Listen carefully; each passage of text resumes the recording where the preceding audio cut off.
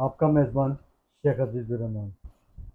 आज हम माहिर कानून सुप्रीम कोर्ट ऑफ पाकिस्तान जनाब खालिद मसूद राना साहब के साथ मौजूद हैं और आप हमारी नशिस्त का हिस्सा हैं। आप माहिर हैं रेवेन्यू, बोर्ड ऑफ रेवेन्यू के। आपसे जानने की कोशिश करेंगे कि लैंड और रेवेन्यू की खदमात क्या हैं और इस हवाले से आपकी क्या खदमात है। अस्सलाम वालेकुम। जी अस्सलाम वालेकुम जी। अस्सलाम वालेकुम। बिस्मिल्लाहिर्रहमानिर्रहीम। सर, अ, पहला सवाल आपसे ये है कि आप अपने तालीमी पस मंज़र के बारे में हमारे नाज़रीन को आगाह करें। मैंने जी इसमें एलएलबी के बाद जो है एलएलएम किया है, जी मास्टर्स किया हुआ है। इसी तरह वैसे एमए इस्लामियात भी किया हुआ है मैंने। तो 96 में मैंने जो है ये शुबा जो है इसमें आया हूँ, और अभी मुझे तकरीबन कोई 28 साल इसमें हो गए हैं। जी तो हाई कोर्ट और फिर सुप्रीम कोर्ट का मैं वकील हूँ, और मेरी ज़्यादातर जो वर्क है वो है बोर्ड ऑफ रेवेन्यू में, पंजाब अच्छा, बोर्ड हम आगे बोर्ड ऑफ चलेंगे रेवेन्यू सर। पंजाब लाहौर में है ना। अच्छा, हम आगे चलेंगे जी। सर। दूसरा सवाल आपसे ये है कि आला तालीम हासिल करने के बाद आपको शोबे वकालत की तरफ आने का ख्याल कैसे आया। मैं शुरू से ही, मेरे बचपन से ही जहन में था कि मैं, क्योंकि मेरे अजीज़ों में से पहले सिविल के चौधरी इमदाद अली जी थे, फिर चौधरी अशरफ मोहम्मद अशरफ हैं कराची में, मेरे मामू हैं। जी और उनको देखते हुए भी, और वैसे भी क्योंकि हमारा तल्लक राजपूत बरादरी से हैं, गांव में रहते हैं, तो वहाँ पे लिटिगेशन जो है वो, गांव कौन क्योंकि सा है सर आपका। गांव कौन गांव सा। है हमारा ये, विलेज है गिलमाला, तहसील एंड डिस्ट्रिक्ट झांग। वैसे वहाँ पे ननिहाल साइड पे 17 टनर आर्या नगर, और फिर वो खानेवाल में ही हम रहायश जी थी। जी। तो इसलिए मुझे इसका बहुत ज़्यादा वो था, क्योंकि वकील जो है ये एक तो अल्लाह ताला का नाम है जिसका मतलब है कारसाज। जी तो इसमें लोग आते हैं, उनकी हेल्प भी होती है, वो कि हम इसमें अपना रोज़ी भी कमाते हैं। लेकिन ये है कि इसमें ये अल्लाह का नाम इसीलिए मैंने इस्तेमाल किया, जी। कहा है कि कारसाज के लोग आते हैं, अपने प्रॉब्लम जो है वो हमें बताते हैं, हम उनकी जो है वो रिजॉल्व कराते हैं उनको। जी ये है। जैसे कि सर आपने आला तालीम हासिल की और शोबे वकालत की तरफ हाजिर हुए। सवाल ये है कि माजी और मौजूदा निज़ाम तालीम के बारे में आपकी क्या राय है। मौजूदा निज़ाम जो है वो बेटर है पहले से। पहले ये था कि इंग्लिश जो है जैसे वो छठी से शुरू होती छठी थी, से शुरू होती थी। तो अब जो है वो पहली से ही वो स्टार्ट ही इंग्लिश से होता है। और इंग्लिश क्योंकि तमाम बुक्स, तमाम जो अलूम है हमारे पास, वो क्योंकि उर्दू में नहीं है, कौमी ज़बान ज़रूर है हमारी, लेकिन ये है कि इंग्लिश में हर चीज़ होने की वजह से जी ये इंग्लिश पढ़ना बड़ा ज़रूरी था, जो कि अब बच्चे जो है वो हमसे बेहतर आ रहे हैं। दूसरा ये कि हमारे दौर में तो हम तो नॉर्मल टेलीफोन जो है, ये पीडीसीएल वाला, जी जी वो भी इस्तेमाल नहीं पता था या नहीं थे लगे हुए, जी। बिजली नहीं थी जब हमारा बचपन था। ऐसे ही। तो अब ये है कि जो भी बच्चा पैदा होता है उसको, वो कंप्यूटर को भी जानता है। उसके बाद यानी मोबाइल की वजह से वो सारी चीज़ें जो हैं उसका इल्म हमसे ज़्यादा है। जी जो चीज़ हम, अब मैंने जब थीसिस लिखा है इस पे एलएलएम पे, वो था यानी ILO conventions ratified by Pakistan and their application in our national legislature. तो मुझे पता है कि मैंने उस वक्त 96 तक जो है वो कंप्यूटर क्योंकि इतना आम नहीं था, जी। दूसरा इंटरनेट नहीं था, तो वो लाइब्रेरियों से ढूंढ ढूंढ के किस तरह से मैंने वो सारी चीज़ें इकट्ठी की और उसमें मैंने ऐड की। सर तो शोबा। अब जो है आप जस्ट आप एक क्लिक पे आपको वो सारी चीज़ें मिल जाती हैं। जी अब उस थीसिस को देखें हम, तो वो बंदा 2 दिन में तैयार कर लेगा। टाइपिंग तो अलग है कि वो चलो निकालनी है। सर, जब आपने वकालत के शोबे में कदम रखा तो सिविल कोर्ट, हाई कोर्ट और सुप्रीम कोर्ट की प्रैक्टिस में क्या फ़र्क महसूस करते हैं और करियर के इस ज़माने में किन शख्सियत ने आपकी रहनुमाई करना है। असल में कोर्ट्स जो है ना, लोअर कोर्ट हो या हाई कोर्ट हो या सुप्रीम कोर्ट हो, वकील जो है उसका काम है कि उसके पास क्लाइंट जो आ रहा है वो कहाँ के लिए है। तो वो अब रेवेन्यू साइड पे हम तहसीलदार के पास भी पेश होने में क्योंकि वो भी एक कोर्ट कर रहा होता है। जो भी बंदा कोर्ट कर रहा है वो हमारे लिए मोतबर है, क्योंकि वो अल्लाह के नायब हैं। तो हमने तो तहसीलदार के पास भी पेश हो जाना होता है, एसी साहब के पास भी पेश हो जाना होता है, असिस्टेंट कमिश्नर के पास भी, डिप्टी कमिश्नर के पास भी, कमिश्नर के पास भी। कमिश्नर के बाद फिर ये बोर्ड ऑफ रेवेन्यू में अपील्स और रिवीजन्स आती हैं। तो इसमें मुख्तलिफ किस्म के काम हैं। ये रेवेन्यू साइड जो है, मैं इसी आपके सवाल में ही वो पूरा क्लियर कर दूं कि इसमें बोर्ड ऑफ रेवेन्यू में कोई जो काम हो रहे हैं वो ये हैं, एक तो पुराने सेटलमेंट जो कि लोग महाजर आए थे उनके जो डिस्प्यूट आपस में हैं, वैसे तो वो एक्ट रिपील हो गया था 1975 में, लेकिन उनके डिस्प्यूट जो हैं जो कोर्ट से वापस आ जाते हैं, उसके लिए नोटिफाइड फुल बोर्ड बना हुआ है, तो उसमें वो डिस्प्यूट हल होते हैं, नोटिफाइड ऑफिसर ने करने होते हैं। ये पहले नोटिफाइड होते थे एसी और एडीसीजी, अब जो है फिर मेंबर बना दिए। अब इन्होंने 3 मेंबर्स को मिला के नोटिफाइड कर दिया है कि मुख्तलिफ 3-3 डिवीजन्स के लिए 3 मेंबर बैठ के उन 3 डिवीजन का, फिर 3 डिवीजन का, फिर 3 डिवीजन का, क्योंकि 9 डिवीजन्स हैं। तो इसी तरह ये हो गया। उसके बाद है एक होता है इश्तमाल, जिसको कंसोलिडेशन कहते हैं। वो ज़मीनें लोगों की जो खरीदी हुई होती हैं, मुख्तलिफ टुकड़ों में होती हैं, उसको इकट्ठा कर दिया जाता है कि सबको इकट्ठी करके वो कर दी जाए। तो उसमें भी लोगों के डिस्प्यूट्स जो हैं वो आते हैं। उन डिस्प्यूट्स की जो अपीलें हैं नीचे से शुरू होकर कमिश्नर साहब से होकर तो फिर बोर्ड में आती हैं। उसके बाद एक है टेनेंसी का, जो मज़ारे हैं और जो मालिक है उनके को डिस्प्यूट जो हैं वो टेनेंसी में आते हैं, और वो भी इसी तरह जो कमिश्नर साहब के बाद यहाँ पे अपील्स रिवीजन्स हम करते हैं और बोर्ड ऑफ रेवेन्यू डिसाइड करता है। इसी तरह कॉलोनी की जो ज़मीनें हैं, जो सरकार की ज़मीनें हैं बकाया पड़ी हुई, वो मुख्तलिफ स्कीमों में स्कीमें बनाती हैं गवर्नमेंट, और वो अलॉटमेंट जो है वो करनी होती है कलेक्टर ने। तो वो स्कीम जो बनाती है वो बनाती है board of revenue with the approval of government. तो उसकी भी जो नीचे से किसी को कोई अग्रीड होता है कि मेरी अलॉटमेंट बनती थी, वो कहता है जी मेरी बनती थी, या उसकी किसी ब्रीच ऑफ कंडीशन की वजह से कैंसिल हो जाती है, तो उसकी भी अपील जो है एसी साहब के बाद जो है या डिस्ट्रिक्ट कलेक्टर के बाद जो है कमिश्नर साहब के पास आती है, तो कमिश्नर साहब के बाद ये बोर्ड में आती है।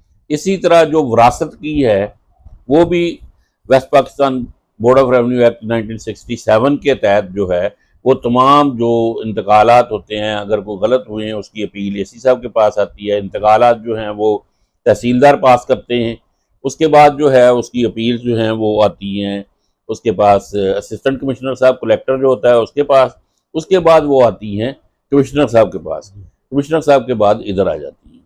इसी तरह ये लैंड रेवेन्यू एक्ट के तहत ही इसका सेक्शन 36 है कि हर गांव में नंबरदार बनाए हुए होते हैं। कई गांव में 3-3 नंबरदार हैं, उनकी लॉट्स भी उनको दी हुई होती हैं। तो वो डिस्प्यूट जो चलते हैं, जब नंबरदार फौत हो जाता है तो आपस में लिटिगेशन के जी मैंने नंबरदार बनना है या कौन नंबरदार बनाया जाएगा, किसको बनाया गया, ठीक बनाया गया, उनकी लिटिगेशन भी इसी तरह डिप्टी कमिश्नर बनाते हैं, उनकी with the recommendation of the revenue field staff और असिस्टेंट कमिश्नर की वो उससे इजलास करते हैं, देखते हैं किसको बनाना है। तो सर आपके ख्याल में बोर्ड ऑफ रेवेन्यू ने ये तमाम तर मराइल जो है ये कंप्यूटराइज किए हुए हैं या वर्बली हैं? नहीं, इन्होंने उस पर जो रूल्स हैं उसके मुताबिक नीचे से बननी होती हैं। उसके बाद इनके अपील एंड रिवीजन रूल्स हैं, उसके मुताबिक इन्होंने उनके फैसले करने होते हैं। वो फिर कई दफ़ा ये होता है कि डबल बेंच भी बना देते हैं अगर कोई ऐसी प्रॉब्लम हो। मैंने कहा है कंप्यूटराइज तो ये हुआ था ना, लैंड रिकॉर्ड जो है वो कंप्यूटराइज हुआ है, लेकिन उससे काफ़ी सारे प्रॉब्लम आ रहे हैं लोगों को, तो वो भी इसको देख रहे हैं कि इसका क्या हल किया जाए, क्योंकि जो कंप्यूटर वाले लोग हैं उनको असल फील्ड का नहीं पता है। जो फील्ड वाले हैं वो बेचारे अब उसमें आ गए। तो पहले ये होता था कि पटवारी है, उसके बाद कानूगो है, उसके बाद तहसीलदार है, फिर वो आता था।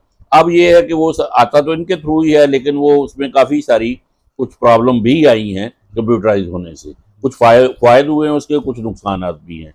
जैसे ये जो है, ये जो छमाही पे सारी की सारी इसकी जो गिरदावरी की जाती थी, उसको खसरा गिरदावरी तैयार करना। की वजह क्या है सर? नुकसानात ये है ना कि अब खसरा गिरदावरी जो है वो कंप्यूटर वाले तो नहीं करेंगे, वो तो पटवारी का ही काम है ना, वो इनके पास है भी नहीं। ये सिर्फ और सिर्फ लैंड का रिकॉर्ड जो है उसको वो मेंटेन कर रहे हैं। LDA तो के म्यूटेशन जो है, म्यूटेशन वो उसको इंतकाल कहते हैं उर्दू में। तो म्यूटेशंस जो हैं वो भी क्योंकि कंप्यूटर वाले पास कर रहे हैं, तो वो उसमें अभी तक अब हो सकता है इन्हीं को कोई दुरुस्त वो कर लेंगे जो कोई प्रॉब्लम आ रहे हैं, या ये है कि कोई हेल्प उनसे जो फील्ड स्टाफ वाले हैं उनसे हेल्प लेके तो वो करेंगे। इस पे गौर कर रहे हैं। तो आपके ख्याल में सर LDA की क्या किरदार है? एलडीए का मुझे कोई अंदाज़ा ज़्यादा नहीं है, क्योंकि मेरा काम तकरीबन देहात और कॉलोनी के जो मामलात हैं, जो एग्रीकल्चर ज़मीन हैं उनके मतलब है। बोर्ड का मैं आपको ये बता दूं कि ये जो ज़मीनें लोगों को देते थे उसमें एज सच तो उसका एक स्लोगन पहले जो था ना वो ये था कि जो आबादी है वहाँ की, एक सबसे पहले था कि ज़मीनों को आबाद किया जाए जो बंजर पड़ी हुई हैं। नंबर 2 था कि अनाज जो है वो ज़्यादा उगाया जाए ताकि आबादी के हिसाब से अनाज की कमी ना हो। तीसरा इसमें ये था कि जो आबादी देहात में रह रही है वो वहाँ से हिजरत कर कर के सारी शहर में ना आ जाए, उनको वहाँ पे सहूलियात भी दी जाएँ और उनको वहाँ पे रोज़गार भी दिया जाए, ज़मीनें दे के वो उस पर करें तो वो हो जाएगा। लेकिन इसके साथ साथ क्योंकि इतना ज़्यादा गवर्नमेंट ने ये नहीं किया कि वहाँ पे हॉस्पिटल या तालीमी इदारे और ये या सुई गैस इस टाइप की सहूलतें क्योंकि नहीं दी हैं, इस वजह से फिर भी आबादी ट्रैवल होती रही है। और ये 2010 के बाद बोर्ड ऑफ रेवेन्यू ने ये किया है कि इन ज़मीनों की नीलामी शुरू कर दी। अब वो असल जो इंटाइटल्ड लोग हैं, जो टिलर हैं या जो वहाँ पे जो काश्तकार हैं गरीब, वो तो बेचारे ले नहीं सकते, तो उसमें फिर वो वही लोग ले जाएंगे जो ज़्यादा बोली दे के तो वो ले लेते हैं, बिल्डर जो है। तो इसलिए ये इन्होंने एक गलत काम किया। दूसरा ये कि फिर उसके बाद हर 3 साल या 5 साल के बाद दोबारा फिर बिडिंग रख दी है। अब एक बंदा एक दफ़ा लेगा, उसको आबाद करेगा, वो सारा कर लिया, फिर वो ज़मीन आबाद हो गई, उसकी बोली फिर वो टॉप पे चली जाती है। एक तो बात वो सामने आई है सर कि बोर्ड ऑफ रेवेन्यू में एक माफिया ग्रुप बैठा है, नो, वैसा कोई नहीं, ये सारी इसकी वजह से नहीं, ऐसी ऐसी हमें नहीं पटवारी नजर से आती। लेकर तहसीलदार तक। नो, ऐसा वो थोड़ा बहुत कहीं हर जगह पे पाए जाते हैं, लेकिन ऐसी कोई प्रॉब्लम मतलब एज सच ये रूटीन प्रॉब्लम नहीं है। वो असल में हम कौम जो है ना हमारी, जिस दिन कौम ने ये सोच लिया पूरी ने मिलके, क्योंकि अर्राशियो वाल मुत्तशी कलाहुमा फिन्नार, ये दोनों के लिए है। रिश्वत देने वाला भी उतना ही गुनाहगार है जितना लेने वाला है। तो जिस दिन ये कौम सोच लेगी कि मैंने अपने काम के लिए किसी को पैसा नहीं देना, तो रिश्वत कौन ले लेगा, कहाँ से लेगा? बात इतनी सी है कि हम असल में अपनी साइड पे तो साफ हो जाते हैं, लेने वाले को हम कहते रहते हैं। सर एक आप माशाल्लाह प्रोफेशनल वकील, जी, एक प्रोफेशनल वकील अपने क्लाइंट के मुकदमे के लिए तहकीक और मुताले के तहत अदालतों में पेश होता है, जी, जैसे कि आप भी पेश होते हैं, लेकिन आजकल के वक़्त में ऐसी कोई ज़रूरत नहीं पाई जाती। नहीं है, मैं एक बड़ा क्लियर हूँ इस पे, बल्कि क्लाइंट्स को भी मैं यही कहता हूँ कि वो अपने बच्चों पे खर्च करने की बजाय जो पैसे हमें ला के एज ए फीस देते हैं, अपने प्रॉब्लम यहाँ बता के जाते हैं, अगर मैं उसके लिए अपनी इंतहाई कोशिश, अपनी तालीम के मुताबिक, अपने जहन के मुताबिक, अपनी काबिलियत के मुताबिक इंतहाई कोशिश ना करूं, या जो भी मेरे बस में है मैं नहीं करता हूं, तो मैं वो हराम खा रहा हूं। बात यह है कि जब हम एक चीज़ की जिम्मेदारी लेते हैं, एक वकालतनामा साइन करके दे देते हैं, तो हम उसके लिए हर वो कोशिश जो हम कर सकते हैं वो हमने करनी होती है और करनी चाहिए। अगर नहीं करेंगे तो फिर वो हमारे लिए ना प्रोफेशनली वो दुरुस्त है, ना इस्लामिक लिहाज से दुरुस्त है, ना ही वो हमारे जैसे कि लिए आपने वो फरमाया कि जायज़ आप है। देहातों पे ज़्यादा काम करते हैं, देहाती वो तो देहातों में बेचारों को पता ही कुछ नहीं होता, वो देहातों आके में सिर्फ कागज हमें पकड़ाते हैं, पैसे पकड़ाते हैं। हम देहातों रात में को जब बैठे, मेरे बच्चे कई दफ़ा मुझे पूछ रहे होते हैं कि बाबा आप इतनी देर तक पढ़ रहे हैं, मैं कहा इसके लिए आप ये जो मौजें या याशी कर रहे हो ना, ये इसी वजह से कर रहे हो कि वो अब हमें पैसे देते हैं। वो हमारे पे मास्टर हैं, जिनके जूते भी हो सकता है टूटे हुए हों, कपड़े भी गंदे हों, लेकिन वो ला के पैसे जब हमें देते हैं तो हमारा फ़र्ज़ बनता है कि उनके राइट्स के लिए हम अच्छे तरीके से और बेहतरीन तरीके से जो है वो अपनी इंतहाई कोशिश के साथ उनके केसेस को करें। सर देहातों के हवाले से ज़रूरी ज़मीनों के हवाले से किसानों की क्या हालत जा रही है? किसानों की हालत जो है ना, ये थोड़ा एक डिस्प्यूट जो ना वो मैं आपको क्लियर कर देता हूँ। अब जो किसान है उसको प्रॉब्लम ये है कि यहाँ पे बिजली भी महंगी है, खाद भी महंगी है। ये रेट इन्होंने ठीक किया था, वो कुछ बाहर से आने की वजह से, गंदम की वजह से थोड़ा हुआ, लेकिन ये नहीं बता रहे कि उस साल उनकी फसल जो है जिधर 25 मन निकलती थी 50 मन निकली है, उधर नहीं बता रहे। फिर ये है कि यहाँ पे अगर देहात में आप हैं तो हमारे यहाँ गोश्त ठीक ठाक महंगा है, दूध मिलता तक नहीं है खालिस लोगों को, तो उसके लिए जानवर पालने चाहिए, मुर्गी खाने बनाने चाहिए वहाँ पे, और गोश्त का, दूध का, उसका भी साथ करना चाहिए उनको। तो ये बंदे खुद मेहनत जो नहीं करता है वो भूखा है, जो मेहनत कर रहा है वो बहुत खुश है वहाँ। आपका क्या मकसद है कि कौन मेहनत कर रहा है, कौन जो भी है ना, कुछ गरीब पैदा नहीं होता है, गरीब के घर में पैदा हो गया, लेकिन अगर वो मरता गरीब है तो उसका भी कसूर है थोड़ा सा। जिसने मेहनत नहीं करनी है वो हम इल्ज़ाम बाकियों पे देना ज़्यादा मुनासिब समझते हैं बनिस्बत के अपना सोचें। यानी आप ढूंढना शुरू करें ना कि बंदा चाहिए मुझे, तो आपको ढूंढना पड़ेगा। वहाँ पे भी लोगों को जिम्मेदारी के लिए, जानवरों के लिए बंदा लेना हो ना, तो आजकल वहाँ पे उन्होंने रखा हुआ है कि वो एडवांस मांगते हैं, 10 लाख रुपए एडवांस दो, और फिर बाद में जाके रेट करके तो कहते हैं जी हमें तो गुलाम बनाया हुआ था। तो आपके ख्याल में सर बोर्ड ऑफ रेवेन्यू जो है ऑनलाइन सिस्टम शुरू करने जा रही है? ऑनलाइन सिस्टम इनका तो शुरू है ही है, पहले से ही है, लेकिन ये कि सारा रिकॉर्ड जो है वो है ऑनलाइन, भी आप उसको कर सकते हैं, लेकिन कंप्यूटराइज तो है, ऑनलाइन भी हो जाएगा, लेकिन ऑनलाइन तब ठीक होगा अगर वो रिकॉर्ड मेंटेन दुरुस्त हो। मेंटेन होगा। ये है। तो मेंटेन कौन करे सर आपकी नजर में? मेंटेन जो है वो नीचे वाला स्टाफ जो है उसको साथ मिलाएं इनके, यानी उनको मिला के आपस में करेंगे तो ठीक हो जाएगा। तो सर आप अपनी खिदमत से मुतमईन हैं? मैं तो सर पूरी कोशिश करते हैं हम कि अपने जो भी केसेस लेते हैं ये मेरे क्लाइंट्स ज़्यादा बेहतर बता सकते हैं, लेकिन कोशिश मेरी ये होती है, अपनी इंतहाई कोशिश उस पर करना मैं अपना फ़र्ज समझता हूँ, और वो ही जो है ये है। सर गज़ा पे बात करते हैं। इसराइल इस जंग में आगे शुमाल से शुरू होकर जनूब तक पहुंच गया। आपके ख्याल में फ़लस्तीनी अवाम का क्या मुस्तकबिल है? उनका मुस्तकबिल क्या होना है जब साथ मुसलमान जितनी ममालिक हैं सारे खामोशी से बैठे हुए हैं, वो डर रहे हैं। जब बीइंग कौम हम जो है वो सब पे असूलन तो वो जहाद फ़र्ज हो गया है, लेकिन ये है कि यहाँ पे कोई टस से मस जहाद करना अब तो स्टेट्स ने है ना, इंडिविजुअल ने तो नहीं करना है, लेकिन ये है कि ये सब मुल्कों का फेलवर है और जिस वजह से वो ऐसे हो रहा है। पाकिस्तान समेत 57 इस्लामी ममालिक इस जंगबंदी में खामोश।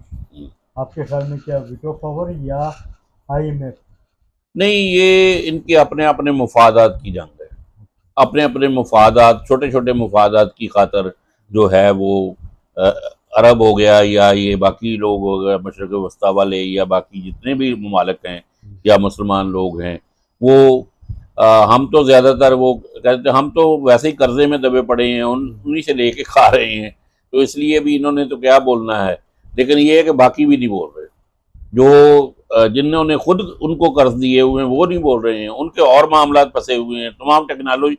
असल में मुसलमान ने जो है ना, शुरू के दिनों के बाद किसी किस्म की कोई चीज़ यहाँ पे अब आप नज़र दौड़ाएं, ये आपका कैमरा, आपकी चीज़ें, आप ये जो लाइट, ये सारा कुछ किसका बनाया हुआ है? मुसलमानों ने बनाया। ये हमने इजादात पे बिल्कुल जब सिफर हैं, हम जंग के लिए जो भी टेक्नोलॉजी है वो सारी की सारी या फ्रांस की होगी या अमेरिका की होगी, स्वीडन की होगी या किसी न किसी और मुल्क की होगी, और वो मुसलमानों की नहीं है। ठीक है, तो हम लोग जो है वो तालीम में या रिसर्च में जब तक इसको आगे नहीं करेंगे तो इसी तरह रगड़े खाएंगे हम लोग। सर कश्मीर के हवाले से बात करते हैं। आपके ख्याल में कश्मीरी मुजाहिदीन की अजीम कुर्बानियाँ रंग लाएंगी?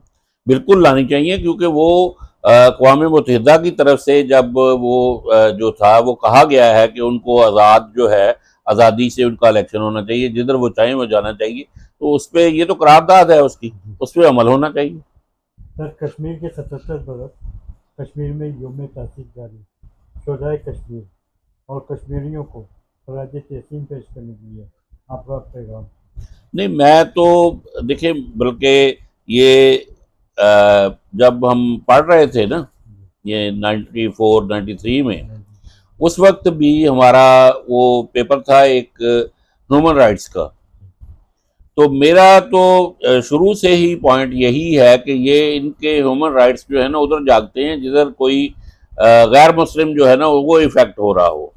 जहाँ पे मुसलमान हो रहे हैं, ये चचनिया में थे, ये इसमें फ़लस्तीन में थे, या मतलब कि कश्मीर में हैं, वहाँ पे करारदाद पास होने के बावजूद भी उन पे अमल दरामद नहीं हो रहा, तो कोई नहीं पूछ रहा है।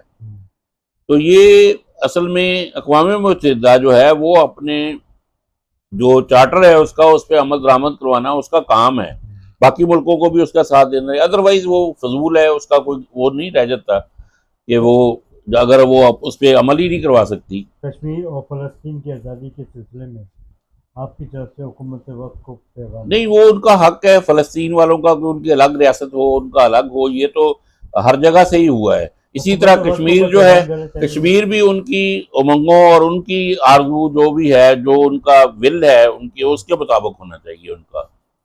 ये हुकूमत वक्त को कोई पैगाम देना चाहिए फ़लस्तीन और कश्मीर की आज़ादी के। हुकूमत वक्त को तो पैगाम देने की बजाय यही है कि वो वहाँ पे पॉइंट बार बार उठाते हैं, लेकिन वहाँ पे सुनता कोई नहीं है, सिवाय इसके कि चाइना है कि इनके साथ थोड़ा बहुत वो कभी इनको वो बचा जाता है। अदरवाइज तो वो वीटो पावर वाले जो हैं वो किस तरह से हिलने देंगे, वो उन पर चलने ही नहीं देते हैं। सर, एक सवाल और आ गया रेवेन्यू के हवाले से कि रेवेन्यू का रेशियो क्या है, कितना रेशियो है इस साल? किस तरह मुझे समझ नहीं आई ये इस साल रेवेन्यू का ज़रूरी और रिहायशी सतह पर रेशियो क्या है? ये तकरीबन 40-60 हो गई है। आबादी की बात कर रहे हैं, आबादी ये हो गई। पहले हम जब छोटे थे उस वक्त 20-80 थी। अब लोग शिफ्ट हो के सिर्फ बच्चों की तालीम के लिए, या मतलब कि ये मेडिकल सहूलतों के लिए, रोजगार के लिए लोग शहरों की तरफ शिफ्ट हो रहे हैं। ये पाकिस्तान की मुआशी हालात के बारे में आपकी क्या राय है? मुआशी हालात जो है, मैं तो कोई वो मईशत के मतलब ज़्यादा नहीं जानता हूँ, लेकिन ये है कि ये ज़रूर पता है कि ये कर्ज ले लेके ही काम चल रहा है, वो IMF के साथ ही। सर, पाकिस्तान पर भारी कर्जा, हुकूमत अपने अखराजात में कमी क्यों नहीं लाती, वजह क्या है? नहीं, मैं इस पे नहीं आना चाह रहा, क्योंकि मेरा काम जो है वो सियासत नहीं है। वो ये जितने भी आए ना अब तक, वो असल में आते हैं रूल करने के लिए, जो भी आते हैं तो वो रूल करते हुए इन्हीं सहूलतों की खातिर ही आते हैं, खिदमत के लिए नहीं आते हैं। ये लोग खिदमत के लिए नहीं आते हैं। पूरा होने दें सवाल, ये आते हैं मौजें करने के लिए, और वो मौजें कर रहे हैं, और फिर आगे उनकी औलादें कर रही हैं। तो वो अवाम बेवकूफ़ बनी हुई है, वो आगे से आगे इनको चलाए जा रही है। जहाँ पे अगर करना हो कुछ, तो सीधी सी बात है कि इन पे भी कुछ कानून बना दें कि एक बंदा जो है वो चेयरमैन बना हुआ है, वो 96 से PTI वाला, कि भाई कितनी देर चेयरमैन रहना है, उसकी कोई टर्नओवर होनी चाहिए और कितनी दफ़ा बनना है। इसी तरह ये नवाज शरीफ कब से चल रहा है, जरदारी और वो कब से चल रहे हैं, फजलुर रहमान कब से चल रहा है। मतलब ये कि कोई भी पार्टी सिवाय एक जमात इस्लामी के इलेक्शन तक सही नहीं करवाती, वो अमीर बनाते हैं सिर्फ और सिर्फ। तो अदरवाइज इनके इलेक्शन होने चाहिए, और एक ख़ानदान में से एक बंदा कहीं भी हो जाना चाहिए। अगर आपने अब मुझे छेड़ दिया, क्योंकि मैं नहीं चाह रहा था कि मैं सियासत की तरफ बात करूँ, एक ख़ानदान में से सिर्फ एक आदमी, चाहे वो भाई हो, बहन हो, चचा हो, भतीजी हो, जो भी हो, वो आए। इस तरह नहीं कि सब के सब आके पूरा ख़ानदान उसमें लगा हुआ हो। पाकिस्तान के मुस्तकबिल के बारे में क्या राय है? पाकिस्तान का मुस्तकबिल बहुत टॉप पे है। ये 27 रमज़ान को बना है, इसको कोई वो अंदेशा नहीं है। ये भूल है इनकी, ये जितना कुछ खा पी रहे हैं, कर रहे हैं अब तक, आगे वो ये पाकिस्तान चल रहा है, और इंशाल्लाह ये चलेगा, कामयाब होगा, अच्छे दिन भी आएंगे, उम्मीद से रहें, कोई ऐसा मसला नहीं है। हाँ जी, बहुत शुक्रिया सर। थैंक यू जी, बहुत शुक्रिया।